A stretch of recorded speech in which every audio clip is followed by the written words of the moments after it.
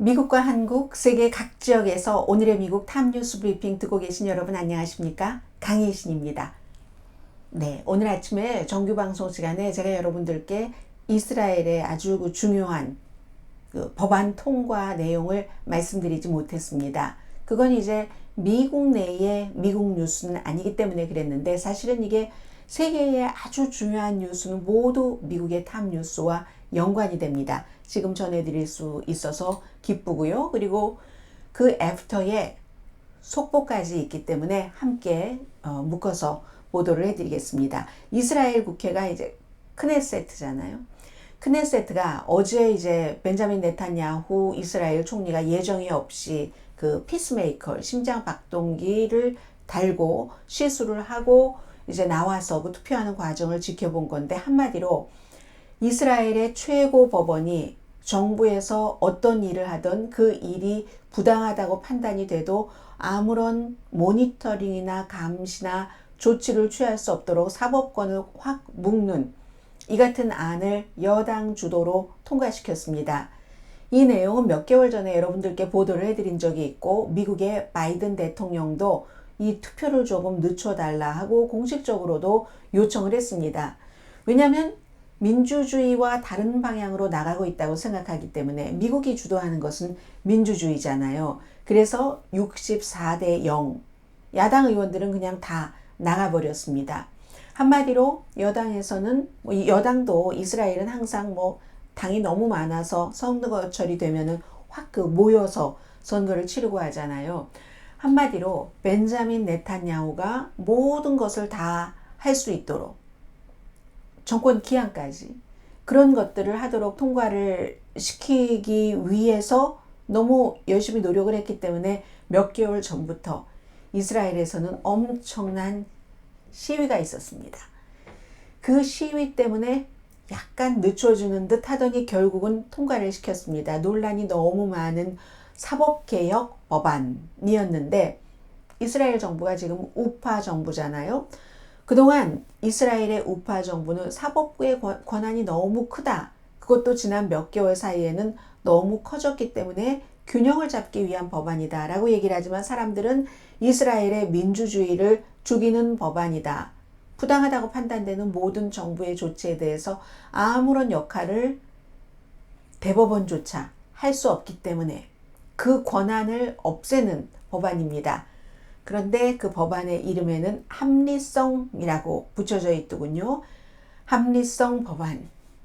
벤자민 네탄야후 이스라엘 총리가 나이가 73살이나 됐는데 여러 가지 부정부패에 다 그냥 휘말려 있고 본인뿐만이 아니라 와이프와 마찬가지로 이렇게 하고도 결국은 사법부는 독립적일 수 있다라고 선언을 했습니다. 야당이 퇴장을 하면서 한 얘기는 극단적인 소수가 다수가 되는 오 통제라 슬픈 이스라엘이요 이런 얘기였거든요. 그래서 이스라엘 역사상 가장 큰 시위 예루살렘 텔라비브에서 수십만 명이 모여서 시위를 했고 결국은 시위를 진압하는 경찰과 시위대의 충돌도 있었습니다. 가장 비극적으로 보는 사람은 이스라엘 민주주의의 사망 선고다. 국가가 그들의 전리품인 양 지금 우파 정당을 얘기를 하고 있습니다. 벤자민 네탄야후의 당, 연합정당. 벤자민 네탄야후가 나라를 훔쳤다. 국가를 납치했다. 앞으로 이제 신성국가를 만들려고 하는가 보다. 이스라엘은 지금 국가 비상사태입니다. 주식시장도 엄청 곤두박질 치고요. 심지어 이러다간 내전이 일어날 수도 있다. 이래서 이제 미국도 지금 이스라엘을 지켜보고 있고요. 한마디로 이스라엘의 벤자민 네탄야후나 아니면 세계에서 막 우파적으로 나가는 이태리의 누구, 터키의 헝가리의 누구, 프랑스에서도 임마누엘 마크롱이 정권을 잡았으니까 그렇지 또 다른 그의 라이벌 이런 사람들은 굉장히 극단적인 정책을 중심으로 하면서 정권을 완전히 그냥 모든 것을 장악하려고 하는 이런 의지가 있고 그 의지를 실천하는 사람들입니다. 그래서 지금 이스라엘이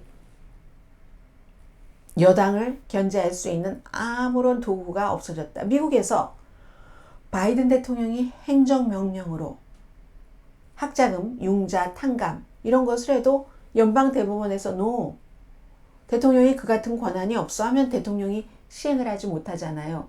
그 같은 판결을 할 수 있는 사법부의 권한을 없애버린 게 이번에 사법개혁안입니다. 이건 이제 한동안 이 뉴스가 갈 것 같고요. 이스라엘은 그렇지 않아도 이제 팔레스타인과 미국에서는 이스라엘계 사람이라도 이스라엘이 팔레스타인에게 너무 지독하게 군다 해서 국가의 그런 정책을 싫어하는 사람들 많습니다. 뭐 우리 나의 국가 이스라엘이라고 전부 지지한다고요? 천만의 말씀입니다. 그런데요, 오늘도 팔레스타인에 대해서 트럼프 전 대통령은 복음주의와 이스라엘 선민 사상 같은 게 있잖아요. 그게 잘 연결된 그 표를 항상 의식했기 때문에 무조건 이스라엘에 대해서는 갖다 바치고 팔레스타인은 억압하는 정책을 썼습니다. 팔레스타인에 대한 지원을 트럼프 전 대통령 시대에 뭐 거의 완전히 끊어버렸죠. 이걸 바이든 대통령이 들어오고 나서 2억 달러가 넘는, 정확하게는 2억 3,500만 달러를 복원을 했습니다. 복원을 하면 팔레스타인에 어느 정도 지원을 해야 되잖아요. 미국이 꼭 팔레스타인만 지원하는 게 아니라 세계에서 못 먹고 못 사는 많은 나라, 정치적으로 탄압받는 나라, 내전상해 그런 국가들을 지원을 합니다. 그런데 이게 대통령이 복원은 했는데 공화당에서, 이 경우에는 특히 공화당의 국제관계위원회가 상당히 중요합니다. 상원과 하원의 국제관계위원회를 휘두르고 있는 그런 중요한 인물이 해외에 돈을 지원하는 거니까 뭐 당연히 재무부가 개입이 되고 등등 하지만 최종적으로는 국무부, 다른 나라의 외무부와 마찬가지인 국무부가 핸들하지 않겠어요? 그 국무부가 팔레스타인에 돈을 지급할 수 없도록 일단 7,500만 달러, 7,500억이 아니라 7,500만 달러 식량 지원으로 보내기로 했거든요. 지금 러시아가 우크라이나를 침공하고 또 오데사 같은 항구에 곡물 보내려고 하는데 펑펑 공습을 하고 하니까 팔레스타인 그렇지 않아도 가난하고 먹을 게 없는데 곡물값 엄청 올라가고 힘듭니다. 아프리카만 힘든 게 아닙니다. 공화당이 차단을 했습니다. 만약에 이게 9월 30일까지 풀리지 않으면 국무부는 이 돈을 다른 곳으로 이전을 해서 써야지 됩니다. 그것도 미국이 직접 주는 것도 아닙니다. UN을 통해서 주는 건데 United Nation 그 구호기금이요. Relief and Work Agency를 통해서 주는 건데 공화당에서는 하마스, 팔레스타인의 하마스당, 팔레스타인 사람들이 뽑은 그 하마스가 이스라엘이 지지하는 테러 조직 이상도 이하도 아니다. 테러 조직이다. 그렇게 규정을 하면서 이제 하마스가 가자 지구를 통치하고 있잖아요. 우린 거기에 돈을 줄 수 없다. 그리고 완전히 학교가 무기 보관소가 아닌가 이렇게 얘기를 하고 또 팔레스타인의 반유대주의와 이스라엘에 대한 증오. 그래서 돈을 지원할 수 없다 이겁니다. 이스라엘이 팔레스타인을 증오하고 반팔레스타인적인 것은 말하지 않습니다. 대부분 이상의 공화당 정치인들이 그만큼 이스라엘의 파워가 미국에서 강하기 때문에 그래서 지금 지원을 하지 못하고 있는 상황이고요. 어린이 50만 명을 포함해서 120만 명의 팔레스타인 난민에게 보급이 되는 유엔을 통해서 식량 보급 그 창고를 채울 수가 없습니다. 지금 공화당이 이걸 풀어주지 않으면 거기에는 이제 무슨 화려한 음식 돈으로 주는 것도 아니잖아요. 밀가루가 있고 해바라기 씨가 있고 해바라기 씨 기름도 있겠고요. 이게 이제 우크라이나에서 많이 가던 것들이잖아요. 설탕이라든가 아니면 영양가 많은 그 작은 무슨 뭐 렌즈콩 같은 이런 것들 지금 이래서 미국의 공화당은 거의 모두 이스라엘 편 아직도 그렇습니다. 민주당도 상당수가 정치적으로는 이스라엘 편인 사람들이 많죠. 그리고 이제 미국으로 돌아오겠습니다.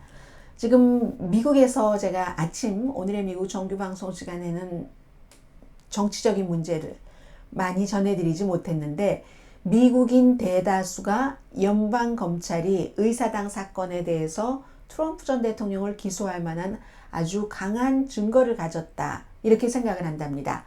하버드 대학교와 그 해리스 폴 공동 여론조사 결과인데 등록된 유권자라는 게 상당히 중요하죠. 등록된 유권자의 57%가 지금 1월 6일 의사당 사건에 대해서 트럼프 전 대통령이 본인이 졌는데도 정권을 그대로 유지하고 새로운 정권을 인정하지 않기 위해서 그렇게 했다 하는 데 대해서 강한 증거를 가지고 있을 거야. 연방검찰이, 특별검사가 잭 스미스 이렇게 생각을 했는데 민주당은 87%, 무당파 47%, 공화당도 31%나 말하자면 의사당 폭동사건에 트럼프 전 대통령이 책임이 있다라고 생각한다는 것과도 대강 일치하는 의견 아니겠습니까? 그래서 트럼프 전 대통령이 유죄다. 기소된 건 물론이고 42%, 기소된 것이 아니라 기소돼야지 되고 그리고 유죄를 받아야지 된다가 42%, 기소되면 안 된다. 무죄다. 37% 공화당이겠죠. 20%는 유죄는 맞겠지만 그래도 기소해서는 안 된다. 그 이유는 너무 정치적이 될 테니까. 특히 2024년도 대통령 선거가 더더욱 정치화될 테니까. 유죄다라고 생각하는 사람은 그러면 42%라는 겁니다. 공화당까지 다 포함을 해서. 37%는 무죄고 기소되면 안 된다. 이건 이제 거의 공화당이겠죠. 그리고 이미 만약에 이제 이번 주에라도 의사당 폭동 사건에 대해서 트럼프 전 대통령이 기소된다면 형사 기소 두 번째입니다. 한 번은 사업 관련이고 포르노 배우에게 돈 주고 거짓말하고 한 것, 선거관리법 위반이기도 하지만, 그리고 이제 기밀 문서를 잘못 처리한 37개 혐의에 대해서 형사 기소됐죠. 그리고 이번에도 의사당 폭동 사건 너무 심각한 일이죠. 이렇게 돼서 두 번의 기소가 되면은 55%의 등록된 유권자는 그러면 대선 후보를 사퇴할 만한 충분한 이유가 됩니다. 여기에 대해서 팽팽합니다. 사실 팽팽은 아니네요. 10% 사임해야지 된다가 많습니다. 45% 계속 가야지 된다. 민주당은 80%가 사임해야지. 무당파도 50%가 사임해야지. 공화당조차도 심지어 30%는 두 번 기소되면 대선 후보에서 사임해야지 된다라고 답변을 했습니다. 이건 7월 19일부터 20일까지, 그러니까 의사당 폭동 사건으로 인해서 트럼프 전 대통령이 기소될 수 있다는 뉴스가 나온 뒤에 있었던 여론조사 결과고요. 샘플을 많이 가졌네요. 2068명의 등록된 유권자를 대상으로 한 여론조사 결과입니다. 그런데요, 여론조사 결과와는 달리 공화당에서 트럼프 전 대통령을 지지하는 정치인들이 늘어납니다. 짐 저스티스라는 웨스트 버지니아주의 주지사가 트럼프 전 대통령을 공화당의 후보로, 대선 후보로 공식 지지한다고 발표를 했습니다. 이 사람 당연히 공화당이고요. 2선 재선된 주지사입니다. 그리고는 이제 그 민주당인 연방 상원의원 조 맨신, 그 의석에 도전하겠다고 지금 나서고 있는 사람인데요. 웨스트 버지니아 공화당색입니다. 그리고 사우스캐롤라이나주의 주지사, 공화당 주지사도 일찌감치 한참 남았습니다. 예비선거 시작되려면 내년 초나 돼야지 가장 빠른 예비선거가 있는데 벌써 지지를 했고요. 이제 공화당 의원 49명 가운데 연방 상원의원 12명이 트럼프 전 대통령을 지지했습니다. 말하자면 뭐 테드 크루즈 이런, 제가 테드 크루즈가 지지했다는 것을 공식적으로 확인하지 않았는데 그런 성향의 사람들입니다. 그리고 하원에서는 60명, 3분의 1이 조금 넘네요. 오하이오주의 프랭크 라로즈라는 총무처 장관도 트럼프 전 대통령을 공화당 대선 후보로 공식 지지했습니다. 그런데요, 같은 공화당에서도 트럼프는 안 돼, never Trump 하는 never 그 트럼피언이 있습니다. 오늘 월스트리트저널에 밋 romney 공화당 연방 상원 의원이 기고문을 보냈습니다.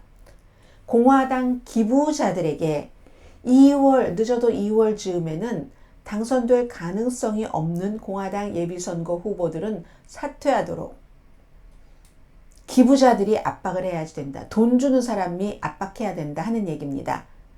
이 얘기는 밋 롬니가 트럼프 전 대통령이 같은 공화당이지만 대통령 되는 것을 원치 않기 때문에 후보가 많으면 많을수록 트럼프 전 대통령에 유리하다고 처음부터 말씀드렸습니다.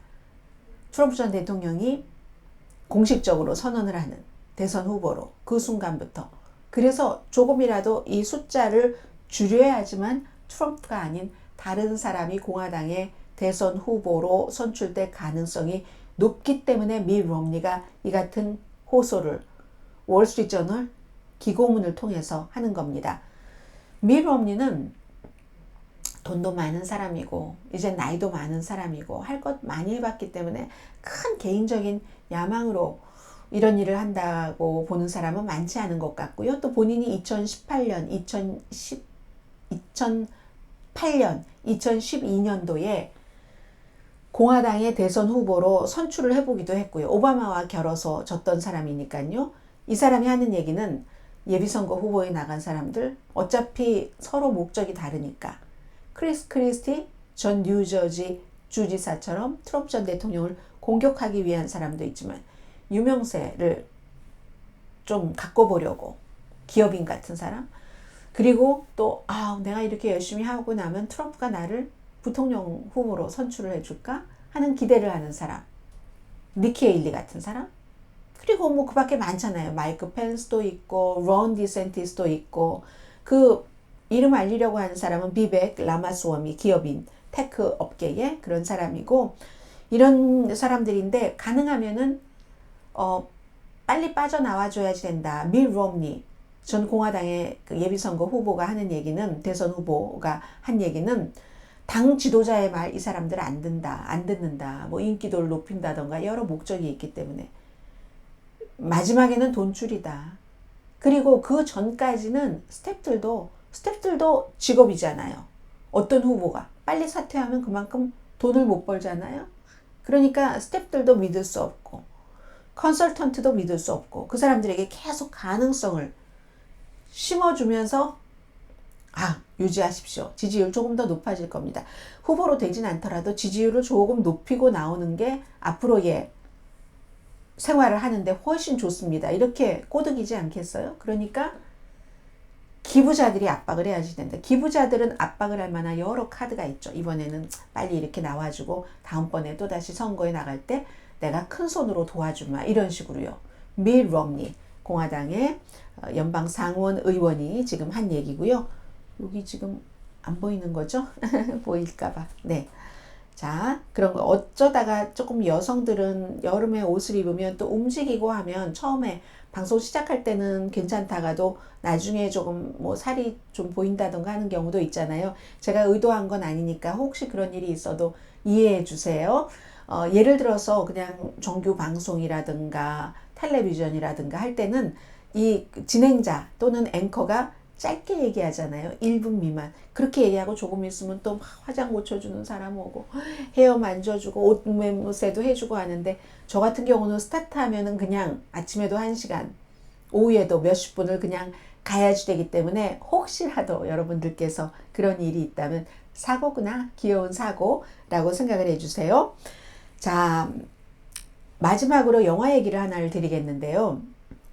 크리스토퍼 놀란의 오펜하이머가 줄리어스 로버트 오펜하이머 그 원자폭탄의 아버지라고 불리는 그 사람의 전기를 영화로 만든 건데 물론 이제 오펜하이머와 바비가 합쳐져서 바벤하이머 이렇게도 얘기를 하잖아요. 지난 주말에 정말 오랜만에 아주 빅히트를 친 건 뉴스 맞습니다. 그리고 하나는 여자가 감독이고 또 하나는 뭐 배트맨 이후에 가장 뭐 크게 성공을 한 감독이 만들었고 크리스토퍼 놀란 이런 얘기도 있는데 저는 아침에 전해드리지 않은 것 하나를 아주 익숙하게 제가 생각되는 그런 부분을 전해드리겠습니다. 인도에서 지금 이 영화에 대한 비판이 강합니다. 영화 장면에서 저도 아직 영화 못 봤거든요. 보려고 합니다. 왜요? 바가바 기타가 나오기 때문에 제가 바가바 기타를 굉장히 좋아하는 책이고 처음에는 함석헌 할아버지가 번역하신 거 예전에 나중에는 뭐 화려한 책본으로는 많이 나왔는데 저는 그 화려한 책 표지보다 하얀 색깔 그 당시 한길사였는데 보라색 테두리가 있었던가요? 그 바가바 기타 11인가 그렇습니다. 함석헌 할아버지 그 전집 가운데서 11번인가요? 읽었고 그리고 미국에 와서는 바가바 기타를 영어로 읽었는데 이 바가바 기타 때문에 영화 오펜하이머가 굉장히 인도에서 비난을 받고 있습니다. 왜냐하면 이 영화 장면 가운데 이 오펜하이머가 줄리어스 그 오펜하이머가 로버트 오펜하이머가 미국에서 태어났어요. 독일계 유태인으로 이민으로 온 부모 아래서 태어나서 뭐 학교 졸업하고 나서 UC 버클리에서도 연구를 했고 그리고 2차 대전 당시에 로스 알라모스 이쪽 여기에 있는 그 실험실에서 이 원자폭탄 개발을 한 거죠. 그게 이제 맨하탄 프로젝트라고 해서 그래서 이제 원자폭탄의 아버지라고 불리는데 이 사람 전기잖아요. 오펜하이머라는 영화가 이 바가바 기타라는 힌두교 경전 뭐 어떤 부분이죠. 뭐 정말 아름다운 서사시 왕자가 예전이나 지금이나 똑같아요. 전쟁할 때 전쟁을 하기는 해야지 되는데 이게 옳은 건가 아닌가. 이 바가바 기타 자체가 굉장한 철학적이고 그러면서도 행동을 하는 것이기도 하고 뭐 영적인 것도 있고 하는 거잖아요.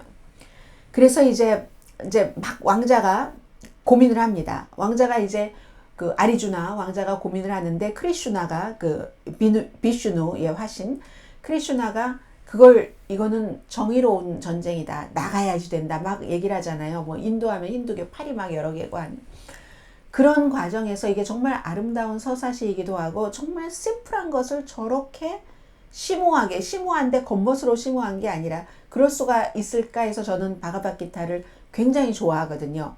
그런데 이 영화 오펜하이머에서 남녀가 성관계를 하면서 여자가 남자에게였다는 것 같아요. 딱 책장으로 가서 바가바 기타를 펴서 어떤 구절을 읽어달라고 합니다. 그래서 이제 그 구절을 막 읽고 하는 그래서 이것은 이 힌두교에 대한 모독이다 라고 얘기를 하고 있거든요. 근데 이 바가바 기타 바가바 기타 자체는 뭐라고 말씀드리나요? 인도에 정말 그 카스트 제도가 있는 그런 브라만 사상과는 달리 남자하고 여자도 똑같이 은총을 받을 수 있고 막 이런 심오한 거고 바탕이잖아요. 그래서 제가 영화를 보진 않았지만 그 장면도 뭔가가 있었겠죠. 주인공이. 그리고 실제로 바로 원자폭탄의 아버지인 오펜하이머가 뭐 유대계 가정이라고 말씀을 드렸고요. 뭐 힌두교 사원에 간 것은 아니지만 바가바 기타를 좋아했고 그래서 나중에는 이제 그 언어로 저 같은 경우는 영어로 읽었고 한국어로 읽었고 했지만 이 사람은 원어로 직접 이제 바가바 기타를 읽었거든요. 그러니까 그에 관한 어떤 그 전기이기 때문에 당연히 그런 면이 뭐 영화 감독으로서는 있을 수 있겠죠. 있을 수 있지만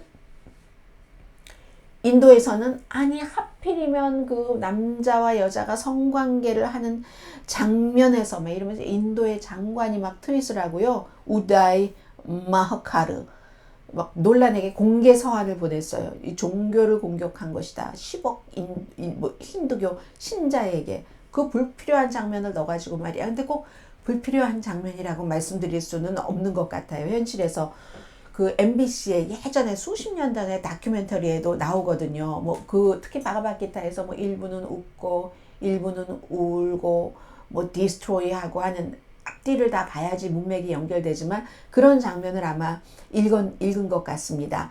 그래서 이제 이 인도에서는 한국에서는 이 영화가 어떤지 모르겠어요. 미국에서는 바비가 더 인기고 그리고 오펜하이머가 두 번째로 인기였는데 미국과 캐나다에서는 인도에서는 maybe 불매 운동을 할지 보이콧을 할지 그건 모르겠습니다만은 산스크리트어까지 배워서 바가바 기타를 읽은 오펜하이머의 전기 영화에서 이 책을 넣었다고 불필요하다고 할 수는 없겠지만 maybe 하필 그 장면에 뭐 이럴 수도 있겠고 뭐 아닐 수도 있겠고 아무튼 그래서 이게 지금 굉장히 미국에서도 뉴스가 된다 하는 것 전해드리겠습니다. 한 가지 아이템 더 남았는데요. 오늘의 미국 탑뉴스 브리핑은 제가 가능하면 짧게 요약을 해드리기 때문에 여기서 마치겠습니다. 강혜신이었습니다. 내일 오늘의 미국 정규 방송 시간에 뵙겠습니다.